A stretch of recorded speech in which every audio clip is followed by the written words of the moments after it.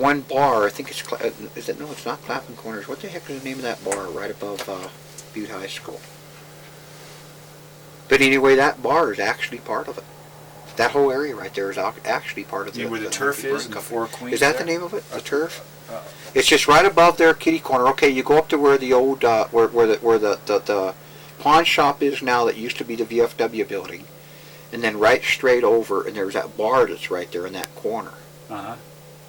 That used to be actually part of the Olympia Brewing Company. Okay. That bar was. Now, your mom and dad, got this going again, your mom and dad, you were born 43, 44 years ago, and so where did you go to school? I went to Butte High School. Well, where'd you go to grade school? I went to grade school at Monroe School, which is a few blocks from here. And then I went to, we moved to Oregon. No, I went to grade school there. Then I went to school for a while up there at the Washington School because it was closer to the location where we lived right here on Nevada Street, which no longer exists, the Washington School. And Tim Sullivan was my teacher there. And if I may touch a moment on Tim Sullivan, he was the best teacher I ever had. And he's instrumental now with the school district, and I'm not sure what he does, but I guess he no longer resides here in Butte. But there was a time when he was teaching me verbs, what are they called, of pronunciation, verbs or verbs of being or whatever it is. And it goes something like be, am, is, are, was, were, do, did, have, has, had, shall, way, may, can, might, could, would. And I cheated. I copied it on my shoe. And he recognized this, and he took me out in the hall, and he basically slapped me around a little bit. But I remembered it after that, and I remembered it to, forever to this day. And as far as I'm concerned, he was one of the best teachers I ever had. And then during my years there at the Washington School, Dad decided that we were going to move to Oregon because Dad didn't want to be a miner anymore.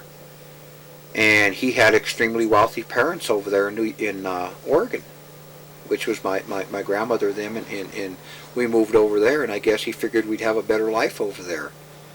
But as it turned out, we moved there and we bought a ranch right outside of Yamhill, and Dad got a job working in a factory that canned nuts like filberts and walnuts and stuff like that, and he had to drive so many miles, I think into McMinnville or Lake Oswego or wherever it was, to this factory, and he soon became tired of this, and he missed the hunting and fishing here in Butte and around the Montana area because Dad was an avid hunter and an avid fisherman. In fact, he caught the biggest fish known on record, as far as I know, on the Big Hole River the year that I was born.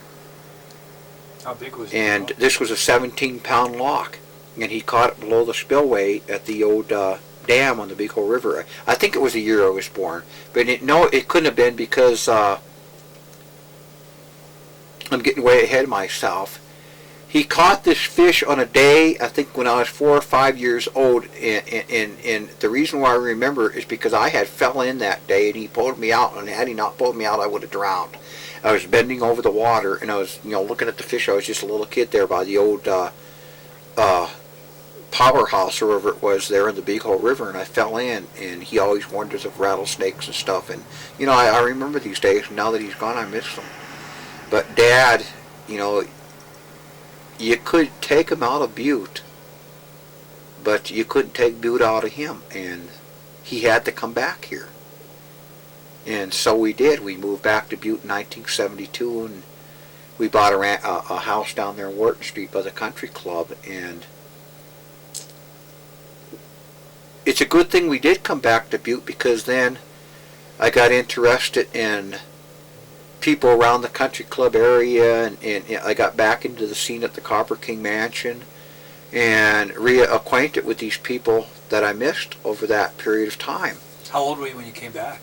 And I think I was 17 or 18, I'm not sure. And then I started running around the country club again and started getting back into Evel Knievel's life.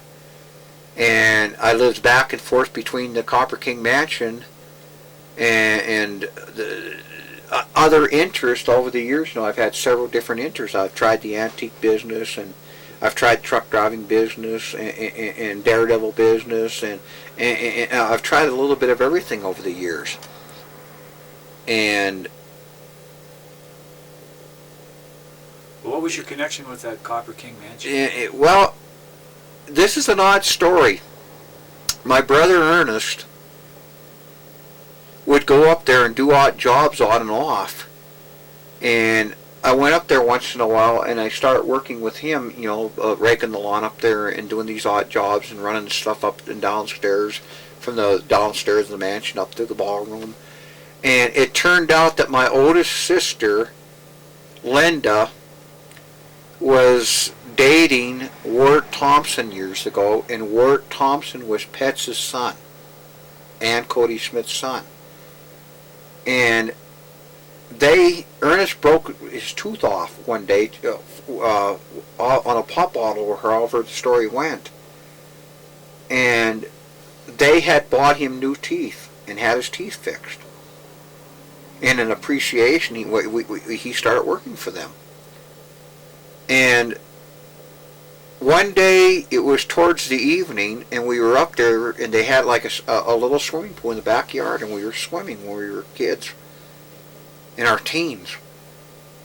And walking home from there, I was looking up the sky and the silhouette of the mansion.